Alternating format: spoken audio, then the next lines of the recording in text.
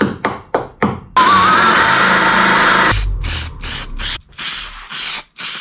it going, everyone? Welcome to this video where I'm basically working on my Skyline, looking to basically paint the car myself. So it's actually here in the garage and I'm just gonna basically completely DIY this. So with the Skyline, as you guys have seen over the year that I've had the car, actually its paintwork is not the best. It's definitely in need of a good restoration, which unfortunately I'm not going to be able to do a complete job of. What I'm going to look at doing though is doing something that's pretty much a temporary fix on some of the areas, just to stop things from getting any worse, and also just to get the car looking a little bit fresher. One thing I wish the car just had a little bit more of a cleaner look to it, and I just got an idea and I really want to see where that idea gets me. The car is basically a Midnight Purple 3.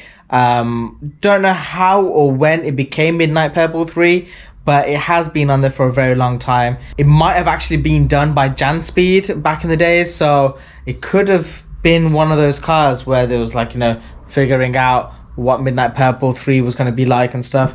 But although I have seriously enjoyed having a car that is this color, because of how dull it is and because of the condition in some of the areas and stuff, it definitely needs some TLC. So over the next few weeks, I'm going to basically work on this car in my spare time, just little bits here, little bits there, just to get the car looking the way I want it to. So there are some serious rust points. This is definitely one of the major ones. It's actually kind of like gone under the molding and stuff here and everything, so it's not good. It's kind of eaten away at that in some ways. Kind of see, so spots like this just over here as well. It's not that clean. A couple of areas like this where it's like completely kind of chipped away. So you can see probably that might be the original color there. But the car is gonna basically bit by bit be sanded down by me. I just want to get the car, like I said, looking good, looking a little bit fresher. I think right now I'm gonna start off with the worst area. Gonna try and protect as much the rubber. So I've kind of got the two areas I wanted masked off here done. I think it's just time to play around with some of the sanding paper and stuff, I guess. It's just all flaking off. My gosh, I can't believe I'm about to do this. Let's go. Gonna be here forever. I need something more abrasive.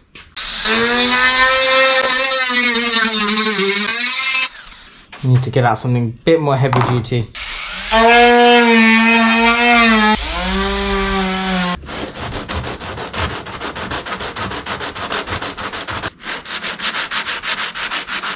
Need to get something more abrasive than that.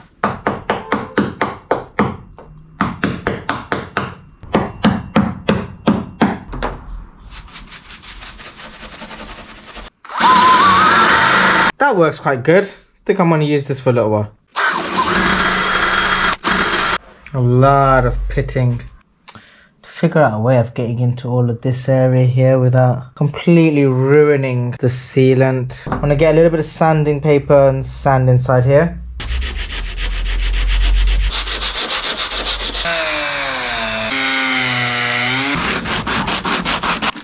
I'm going to apply a little bit of this onto these areas. Now I've applied the heat gun on just to kind of kill off any moisture that might be on here. I actually don't have any rubbing alcohol at the moment and it's a bit late, but I've still got this FE123 rust converter from Rustbusters that I got from my old Skyline. I'm just going to apply this on a little bit just to kind of get some of this metal covered up. Got a really small amount of this on the brush. Really just want to get this onto here. You can see it already starting to turn black. This area doesn't really seem rusty at the moment, but I'm just going to apply some rust converter there as well. Let that all dry up and yeah, we'll deal with this all again soon.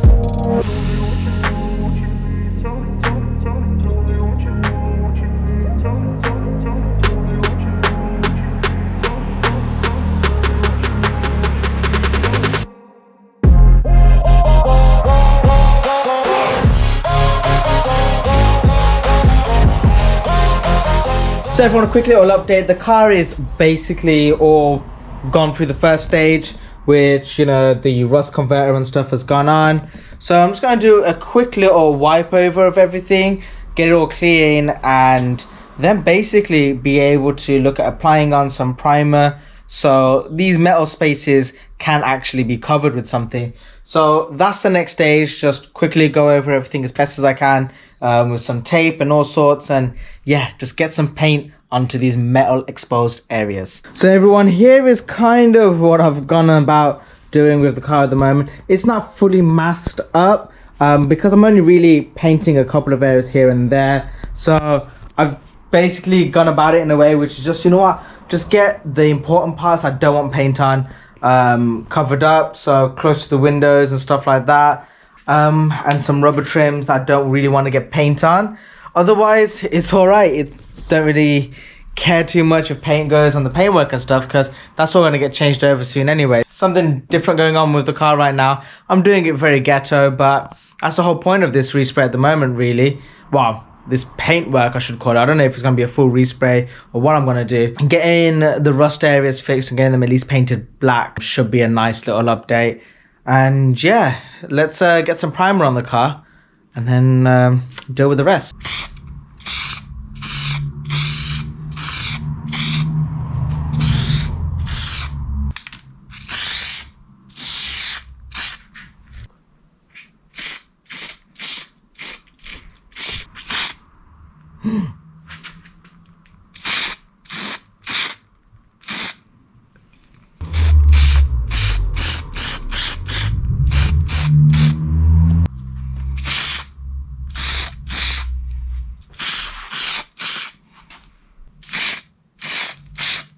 Okay, I think some areas I will need to do a little bit more masking on, so I'm going to deal with those in a moment. But for now, that's basically it. I'm going to let the car basically dry for the next half an hour. I want to record you spraying it a little. Okay. That's good. Nice. What? Do the next one first. That's it. Okay, do you want to do this one up here as well? But this one's Bit awkward. That's it. So everyone, I'm kind of working on the 32, just doing odd bits and pieces, some ghetto ones, but you gotta do what you gotta do sometimes. Like, for example, my new battery tie down bar, but it's keeping the battery there, which is the important thing.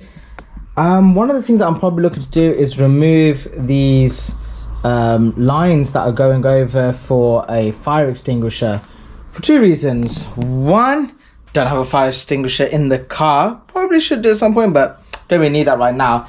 And two, I think this is fouling against the bonnet, because you see here and just up here, it's like they've been touching, and it always means the bonnet never sits flush. It's always a little bit higher. Let me show you guys what I mean by that.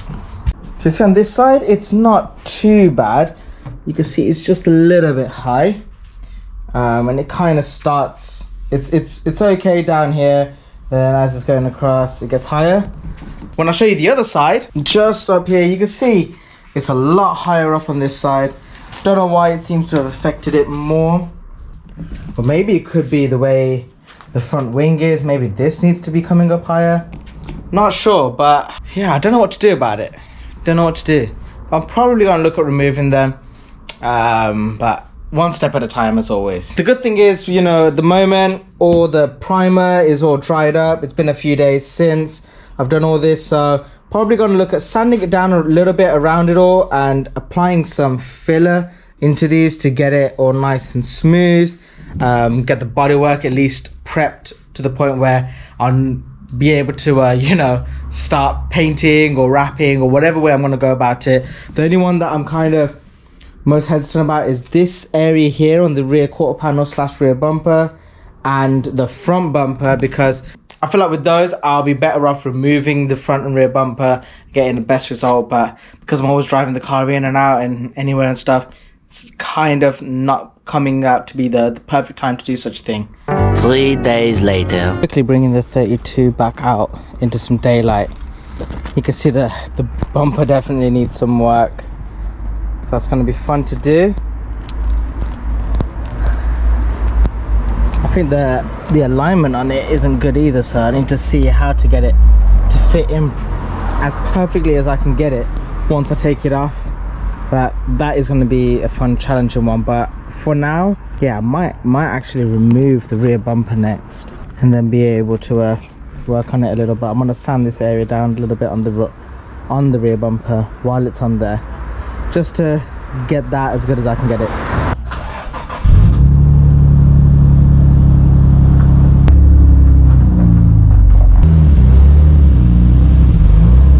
Car is back in the garage, and I feel like I parked it a bit nicer way because I got a bit more space around it, so that worked out.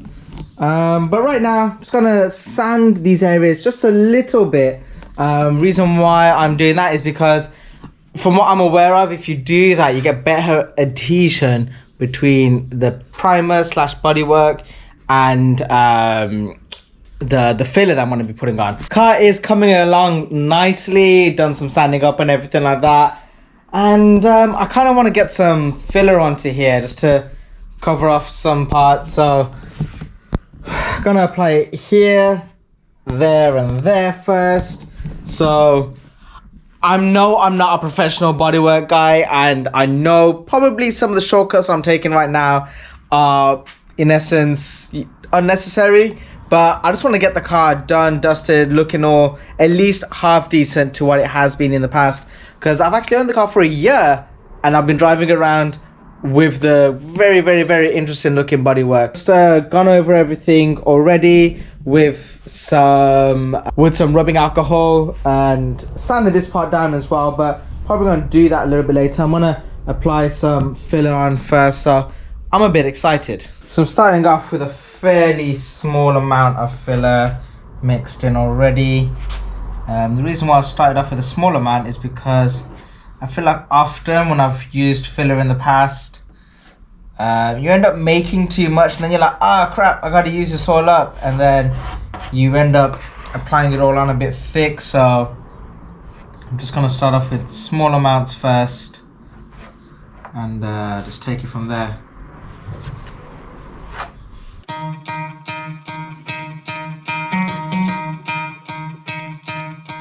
This is a very awkward spot to do this on though.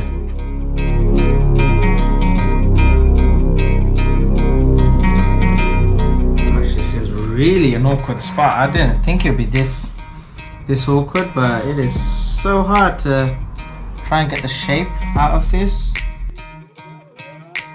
Right, I'm gonna let that do its thing now.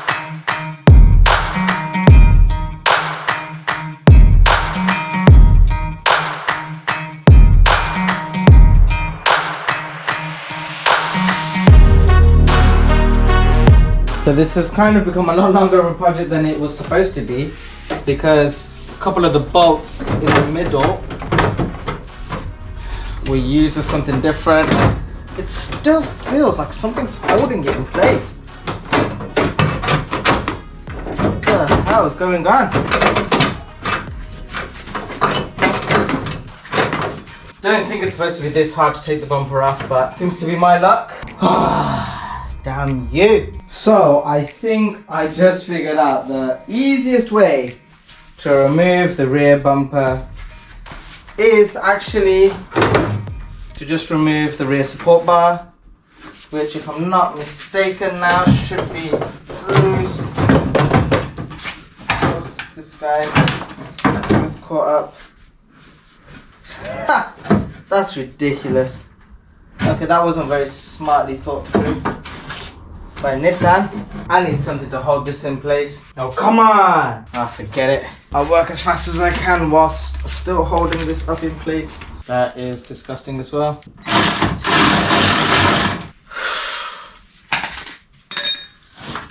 Ladies and gentlemen, the best way to remove the rear bumper off a Skyline is to remove the support bar so you can get access to these 4 bolts at the back. Now, that's pretty filthy, and I'm probably gonna look at taking that off and just giving it a quick clean. The whole point of getting access to all of that was to get access to this damaged point here. So I'm just going to try and hammer that out a little bit so I can get it a little bit straighter. I am going to just put this back in. I wish I just took that off earlier, because to get those 4 bolts underneath, I was doing all sorts of craziness, sliding in a wrench and stuff. But before I get too crazy into that, I want to show you all what's going on. So just there, you can see it's a little bit kinked compared to this side. This side is all straight for that bend, so I gotta try and get that area as straight as I can. That's gonna be a fun job, but that's what I'm basically tackling now.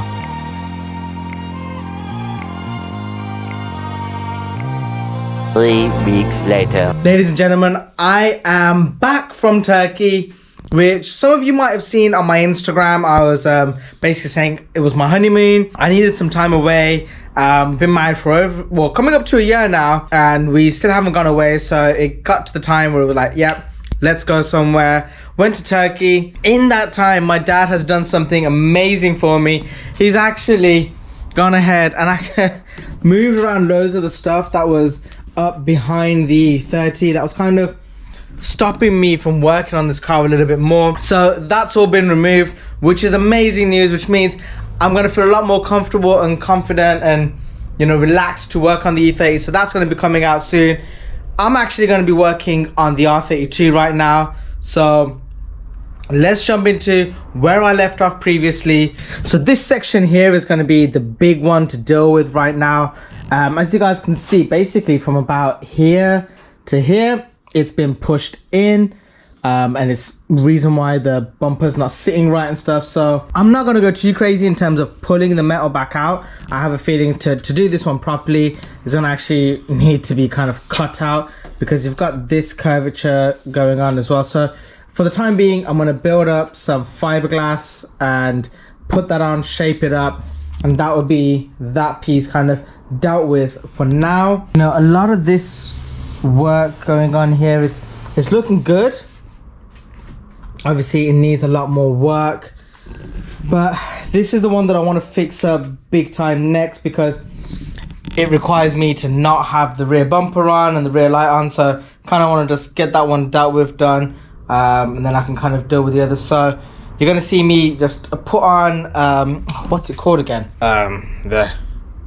Okay, so it's this fiberglass repair paste. It's quite thick. It's like resin and fiberglass mixed in together. So you just basically plonk it on. That's what I was doing a lot of work on the E30 bodywork with. So I'm just going to apply that on now, kind of get a good base on there, and then I can deal with everything off that.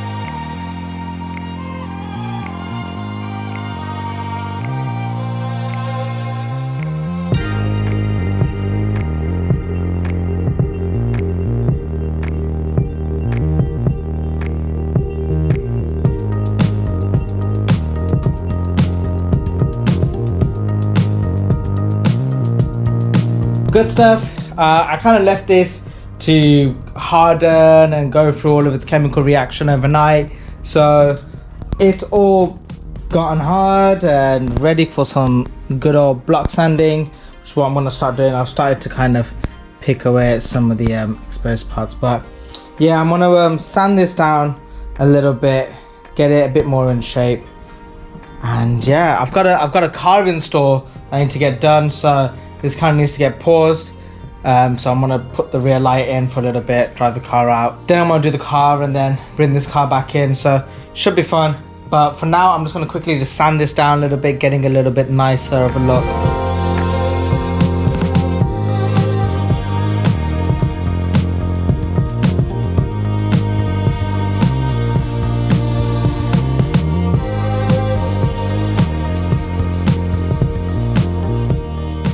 I've just done an install on this Mercedes GLA, which came out really nice. And as you guys already know, with going full time on YouTube and, working on cars and stuff, This is kind of one of my main bread and butters.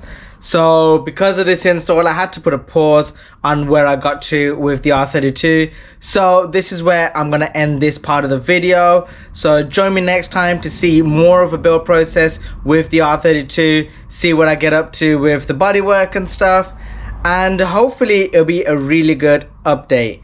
But what I do want to start getting ideas from you all is what color do you think I should make the car? Should I paint it or should I wrap it?